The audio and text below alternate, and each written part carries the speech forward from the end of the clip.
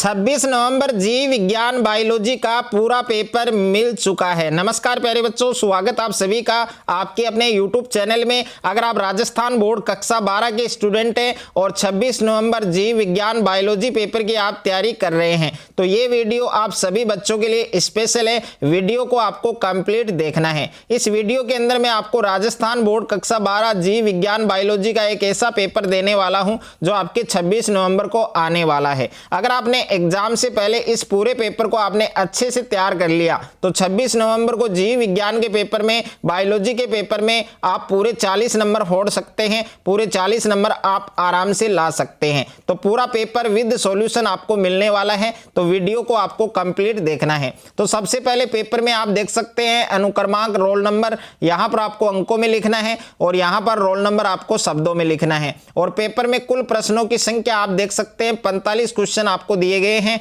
और कुल पृष्ठ आप देख सकते हैं पेपर में कुल पृष्ठों की जो संख्या है वो है 4 और पेपर में जो टाइमिंग है, समय है, वो आपको 3 घंटे 15 मिनट का दिया गया है। तो 3 घंटे 15 मिनट में जीव विज्ञान बायोलॉजी का ये पूरा पेपर आपको हल करना है। पूर्णांक आप देख सकते हैं 40 नंबर का ये पेपर आपके होने वाला है। तो 40 नंबर आप भी आराम से अचीव कर सकते हैं। 26 नवंबर जीव विज्ञान के पेपर में, बायोलॉजी के पेपर में बस पूरा पेपर आपको अच्छे से तैयार करना है। कक्षा 12वीं अर्धवार्षिक परीक्षा हाफ ईयरली एग्जाम 2025-26 का ये पेपर है। आपके जीव विज्ञान का पेपर है, बायोलॉजी का पेपर है जो आपके 26 नवंबर को होने वाला है। पूरा पेपर आपको विद सॉल्यूशन मिलेगा। पेपर का कोड आप देख सकते हैं 1228 और ये आपके जीव विज्ञान बायोलॉजी के पेपर का सीरियल नंबर है 163571 और इनको आपको याद रख सकते हैं। सामान्य अनुदेश आपको दे रखे हैं कि परीक्षार्थी प्रश्न पत्र के पहले पृष्ठ पर अपना अनुक्रमांक है, रोल नंबर है, वो अवश्य लिखें। तो रोल नंबर यहां पर आपको अंकों में लिखना है और यहां पर आपको शब्दों में लिखना है। उसके बाद में प्रत्येक प्रश्न के सामने उसका अंक बार अंकित है। तो उसके बाद में निर्देश भी दे रखे हैं कि सभी प्रश्न अनिवार्य हैं। प्रश्न संख्या 1 से 26 तक के जो प्रश्न है वो आपके आधे आधे अंक के हैं और प्रश्न संख्या 27 से 41 एक अंक के हैं। तो पूरा पेपर आपको विद सॉल्यूशन मिलेगा। पूरा पेपर आपको अच्छे से तैयार करना है। तो पेपर में जितने भी आपके क्वेश्चंस हैं, सभी क्वेश्चंस के जो आंसर है वो ऑलरेडी मैंने पेपर में टिक कर लिया है। तो यहाँ पर पहला प्रश्न आप देख सकते हैं, आपके वस्तुनिष्ठ प्रश्न है। पहला प्रश्न है कि एक बहुरूपी आवर्तबीजी पादप के परागकण की भित्ति कितने परतों की बनी होती है। तो इसमें 4 ऑप्शन दे रखे हैं। ऑप्शन द आपका करेक्ट होगा, यानी 4 परतों की बनी होती है। तो इसमें द वाला जो ऑप्शन है, डी वाला जो ऑप्शन है वो आपका क्या होगा, करेक्ट होगा। उसके बाद में दूसरा प्रश्न आपको दे रखा है कि मनुष्य के शुक्राणु में गुणसूत्रों की जो संख्या है वो कितनी होती है। तो मनुष्य के शुक्राणु में गुणसूत्रों की संख्या कितनी होती है, 23 होती है। तो इसका सही उत्तर क्या होगा, आपके ए ऑप्शन होगा। उसके बाद में नेक्स्ट है आपके प्रश्न संख्या 3 आपको दे रखा है GIFT का पूर्ण रूप है। तो GIFT का पूरा नाम क्या होगा, आपके स वाला जो ऑप्शन दे रखा है आपके युग्मक अंत अंडवाहिनी स्थानांतरण, यानी जेमेट इंटर फेलोपियन ट्रांसफर, यानी सी वाला जो ऑप्शन है वो आपको ध्यान रखना है। इसका सही उत्तर सी ऑप्शन होगा। 4 नंबर प्रश्न है आपके लिंग सहलगन आनुवंशिक विकार है। तो लिंग सहलगन आनुवंशिक विकार कौन सा है। तो इसमें 4 ऑप्शन आपको दिए गए हैं। तो इसमें ए वाला जो ऑप्शन है आपके हीमोफीलिया, हीमोफीलिया इसका सही उत्तर होगा। उसके बाद में 5वां प्रश्न आपको दे रखा है यहाँ पर कि वह नाइट्रोजनी क्षारक जो डीएनए में नहीं पाया जाता है। तो वह नाइट्रोजनी क्षारक कौन सा है जो डीएनए में नहीं पाया जाता है। तो ऐसे क्षारक को क्या कहते हैं, यूरेसिल कहते हैं, यानी द वाला जो ऑप्शन है आपके वो करेक्ट होगा। उसके बाद में 6ठा प्रश्न दे रखा है कि दूध को दही में बदलने वाला जीवाणु है। तो लैक्टोबैसिलस होता है। तो लैक्टोबैसिलस आपको ऑप्शन में नहीं दिखाई दे रहे।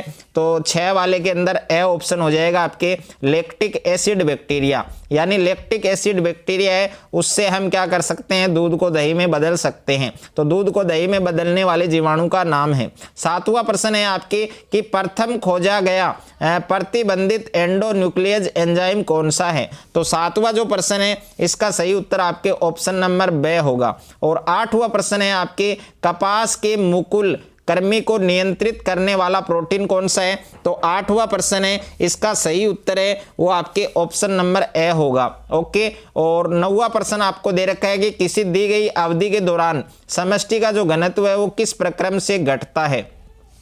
तो प्रश्न संख्या 9 के अंदर आपका स ऑप्शन, स वाला जो विकल्प है मृत्यु दर, यानी स ऑप्शन आपका करेक्ट होगा।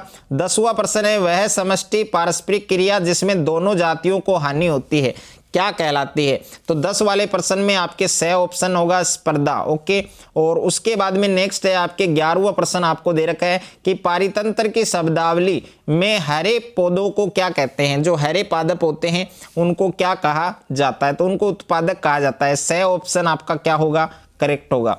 12वां प्रश्न दे रखा है ऊर्जा के पिरामिड होते हैं, तो ऊर्जा के पिरामिड है वो सदैव सीधे होते हैं। ऊर्जा के पिरामिड है वो सदैव कैसे होते हैं, सीधे होते हैं, खड़ी अवस्था में होते हैं। तो ब ऑप्शन आपका करेक्ट होगा। 13वां प्रश्न है कि भूमध्य रेखा से ध्रुव की ओर जाने पर जातीय विविधता क्या होती है, घटती है, बढ़ती है या फिर एक जगह स्थिर रहती है। तो 13वां जो प्रश्न है उसका सही उत्तर क्या होगा, आपके ए ऑप्शन होगा, घटती है। प्रश्न संख्या 14 है कि बाह्य स्थानीय संरक्षण का उदाहरण है, तो बाह्य स्थानीय संरक्षण का आपको उदाहरण बताना है। तो बाह्य स्थानीय संरक्षण का उदाहरण जंतु उद्यान भी है, वनस्पति उद्यान भी है, जीव सफारी पार्क भी है, तो इसलिए द ऑप्शन आपका करेक्ट होगा, उपरोक्त सभी। उसके बाद में प्रश्न संख्या 15 है आपके निम्न में से किस पैतृक मानव की दिमागी क्षमता 900 सीसी थी। तो प्रश्न संख्या 15 के अंदर आपको कौन सा ऑप्शन आपका करेक्ट होगा, बे ऑप्शन, यानी होमो इरेक्टस। ओके, और प्रश्न संख्या 16 है आपके मनुष्य में किशोरावस्था की उम्र कितनी है। तो मनुष्य में किशोरावस्था की उम्र कितनी होती है, 12 से 28 वर्ष। तो सी ऑप्शन आपका क्या होगा, करेक्ट होगा। उसके बाद में रिक्त स्थानों की आपको पूर्ति करनी है। तो प्रश्न संख्या 17 है आपके कि परागकण की भारी भित्ति है वो किससे बनी होती है। तो परागकण की जो भारी भित्ति है वो किससे बनी होती है, स्पोरोपोलिनिन। तो मैं नाम लिख रहा हूं, ये नाम आप अपनी नोटबुक में लिख लेना, स्पोरो, उसके बाद में पोलिनिन, स्पोरोपोलिनिन, ये नाम आप लिख लेना, ये नाम आपको रिक्त स्थान में लिखना है। उसके बाद में 18वां प्रश्न है वर्षण अंतराली कोशिकाएं हार्मोन का संश्लेषण व स्त्रावण करती है। तो कौन से हार्मोन का, टेस्टोस्टेरोन। तो इसमें लिखना है टेस्टोस्टेरोन, जो एक नर हार्मोन है, टेस्टोस्टेरोन। ओके, ये आपको दूसरे रिक्त स्थान में फिल करना है। उसके बाद में प्रश्न संख्या 19 है डीएनए के एकल क्षार युग्म के परिवर्तन के कारण होने वाले उत्परिवर्तन को क्या कहते हैं, बिंदु उत्परिवर्तन कहते हैं। ओके, बिंदु, उसके बाद में उत्परिवर्तन, बिंदु उत्परिवर्तन कहते हैं। उसके बाद में प्रश्न संख्या 20 है औद्योगिक प्रदूषण के उचित सूचक होते हैं। तो इसमें आपको लिखना है वायु, उसके बाद में कोमा जल, और उसके बाद में कोमा, और उसके बाद में मृदा। ये तीनों क्या होते हैं, औद्योगिक प्रदूषण के उचित सूचक माने जाते हैं। और प्रश्न संख्या 21 है आपके डीएनए के खंडों को किस विधि के द्वारा अलग कर सकते हैं। तो उस विधि का नाम है आपके जैल विद्युत संचलन, जैल, और उसके बाद में विद्युत संचलन, जैल विद्युत संचलन विधि के द्वारा क्या कर सकते हैं, इनको अलग कर सकते हैं। उसके बाद में प्रश्न संख्या 22 है एक जाति के विलुप्त होने पर उस पर आधारित दूसरे जंतु व पादप जातियां भी अनिवार्य रूप से विलुप्त होने लगती हैं, यह कहलाता है। तो यह क्या कहलाता है, सह विलुप्तता कहलाता है। तो इसमें आपको लिखना है सह विलुप्तता, इस रिक्त स्थान में ये वाला नाम आपको लिखना है। उसके बाद में प्रश्न संख्या 23 है आपकी बिट्टी जीव विष जीवाणु से निर्मित होता है। तो कौन से जीवाणु से, बेसिलस थ्यूरिजेंसिस, ये नाम लिखना है। 24 वाला है वे रोग जो एक व्यक्ति से दूसरे में आसानी से संचारित हो सकते हैं उनको क्या कहते हैं, संक्रामक रोग कहते हैं। उसके बाद में 25 नंबर प्रश्न है व्यावसायिक पैमाने पर उत्पादन के लिए सूक्ष्म जीवों को बहुत बड़े पात्रों में विकसित करने की आवश्यकता होती है, जिन्हें क्या कहते हैं, किण्वन कहते हैं। क्या कहते हैं बच्चों, किण्वन। और उसके बाद में प्रश्न संख्या 26 है आपके पुंधूप नर मधुमक्खी में गुणसूत्रों की जो संख्या है वो कितनी होती है, 16। तो इसमें आपको 16 लिखना है। उसके बाद में अति लघुत्रात्मक प्रश्न है प्रश्न संख्या 27 है वंशागति का गुणसूत्रीय सिद्धांत किस वैज्ञानिक ने दिया। तो इसका आंसर सभी बच्चों को कमेंट बॉक्स में बताना है। जो स्टूडेंट इसका आंसर सही देगा उसका कमेंट पिन किया जाएगा। 28वां प्रश्न है बिंदु उत्परिवर्तन के द्वारा उत्पन्न रोग का नाम बताना है। प्रश्न संख्या 29 है किस वैज्ञानिक ने बताया कि जीवन का पहला स्वरूप पूर्व विद्यमान जीवन रहित कार्बनिक अणु से आया हुआ हो सकता है। और प्रश्न संख्या 30 है यदि डीएनए के एक रज्जु का अनुक्रम निम्न प्रकार लिखा जाए तो उसके पूरक रज्जु का क्रम क्या होगा। तो ये रज्जु का क्रम देख सकते हैं। प्रश्न संख्या 31 है, लघु बीजाणुधानी की सबसे आंतरिक परत का नाम बताओ। तो आपको बताना है, इसका आंसर कमेंट बॉक्स में बताना है। प्रश्न संख्या 32 है, एक विशेष भूभौगोलिक क्षेत्र में विभिन्न प्रजातियों के विकास का प्रक्रम एक बिंदु से शुरू होकर अन्य क्षेत्रों तक प्रसारित होने को क्या कहते हैं। प्रश्न संख्या 33 है, विडाल परीक्षण किस जबर की पुष्टि करता है। प्रश्न संख्या 34 है, बीओडी का पूरा नाम लिखना है। तो बीओडी का पूरा नाम बताना है आपको। और उसके बाद में लघुत्रात्मक प्रश्न है। प्रश्न संख्या 35 है, संवाहक के में क्लोनिंग हेतु आवश्यक किसी एक विशेषता को समझाइए। प्रश्न संख्या 36 है, आपके चिकित्सा में जैव प्रौद्योगिकी के किसी एक अनुप्रयोग को समझाइए। प्रश्न संख्या 37 है, सब युग्मन तथा सजात पुष्पी परागकण को परिभाषित करें। प्रश्न संख्या 38 है, परीक्षण संकरण को चित्र सहित समझाइए। प्रश्न संख्या 39 है, बायोगैस संयंत्र का चित्र बनाओ और इसकी प्रक्रिया लिखो। प्रश्न संख्या 40 है, क्लाइनफेल्टर सिंड्रोम है, इसको आपको समझाना है।